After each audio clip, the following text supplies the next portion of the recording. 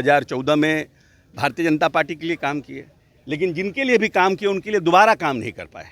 पता नहीं क्या कारण रहा। भारतीय जनता पार्टी के साथ भी नहीं किए, फिर 15 में हमारे लिए काम किए, फिर 16-17 में सबके लिए, सब पॉलिटिकल पार्टी के लिए किए।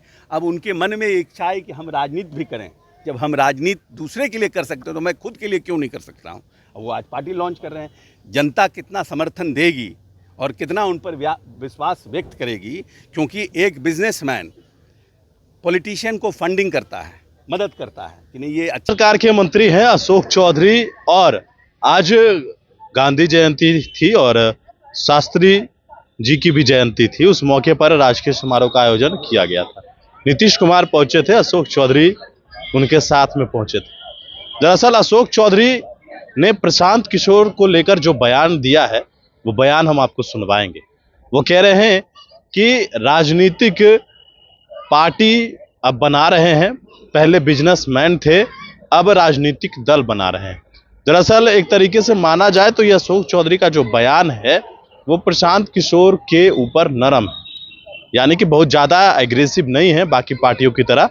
जैसे राजद की अगर बात की जाए तो राजद कह रही है कि कौन है प्रशांत किशोर, जानते भी नहीं है, यह कह रहा है कि बिजनेसमैन है। ये इस तरह की बातें आरजेडी की तरफ से कहा जा रहा है। जनता दल यूनाइटेड के कई नेता कह रहे हैं कि बिजनेसमैन माइंडेड है, बिजनेस कर रहे हैं। कई बार ललन सिंह भी कह चुके हैं। और अब अशोक चौधरी ने जो बयान दिया है प्रशांत किशोर को लेकर कि बिजनेसमैन थे, राजनीतिक पार्टियों को पहले फंडिंग किया जाता था बिजनेसमैन के द्वारा, लेकिन अब राजनीति करना चाहते हैं। कितने लोग उनका साथ देते हैं, जरा सुनिए अशोक चौधरी का वो बयान जो उन्होंने प्रशांत किशोर को लेकर दिया है। तो हर साल आगमन होता है और अपने जो बिहार के और देश के जो महापुरुषों उनके प्रति अपनी श्रद्धांजलि व्यक्त करते हैं और आने वाली पीढ़ी को उनसे सीख लेने के याचना करते हैं, प्रयास करते हैं कि आने वाली पीढ़ी उनको देखे कैसे देश आज़ाद हुआ, कैसे हमारे महापुरुषों ने अपना त्याग दिया।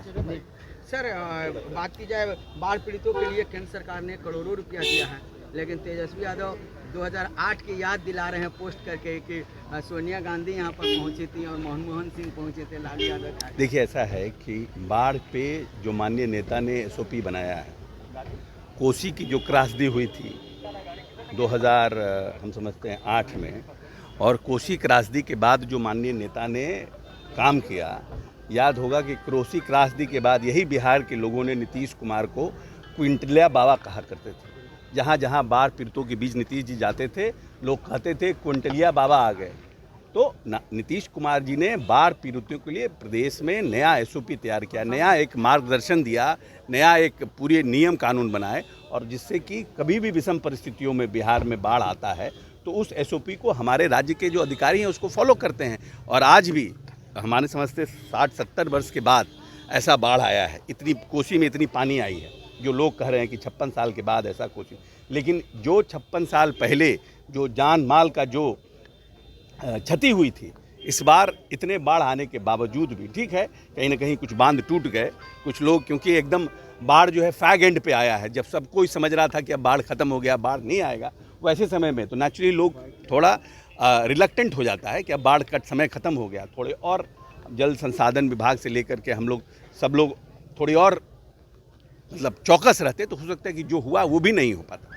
लेकिन फिर भी जिस तरह से राहत चल रहा है और जिस तरह से हर माननीय नेता सबको DBT ट्रांसफ़र करने वाले हैं, अभी जो राज्य सरकार का जो हमारे पास जो हमारी पूंजी है, बजट है, उससे हर को आने वाले समय में हर व्यक्ति को 7-7 हज़ार रुपया उनके अकाउंट में दिया जा रहा है।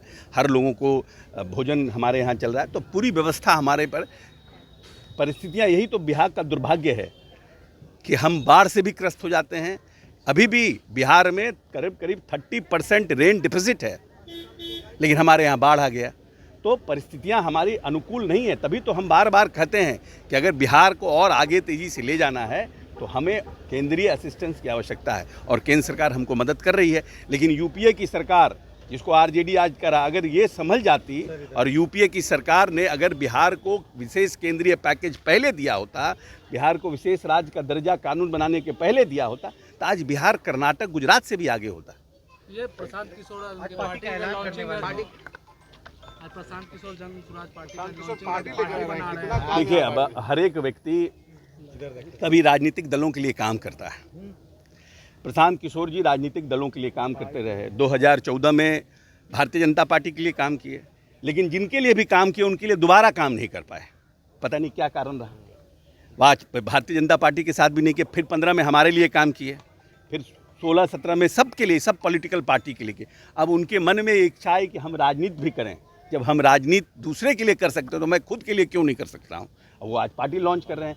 जनता कितना समर्थन देगी और कितना उन पर विश्वास व्यक्त करेगी, क्योंकि एक बिजनेसमैन पॉलिटिशियन को फंडिंग करता है, मदद करता है कि नहीं, ये एक्सेप्ट करती है, इतना प्यार देती है, आशीर्वाद देती है, तो समय बताएगा। जनता के लिए बना रहे हैं कि अपनी फंडिंग के लिए पार्टी बना रहे हैं? ये एक तो बड़ा बिलो द बेल्ट क्वेश्चन है, ये कैसे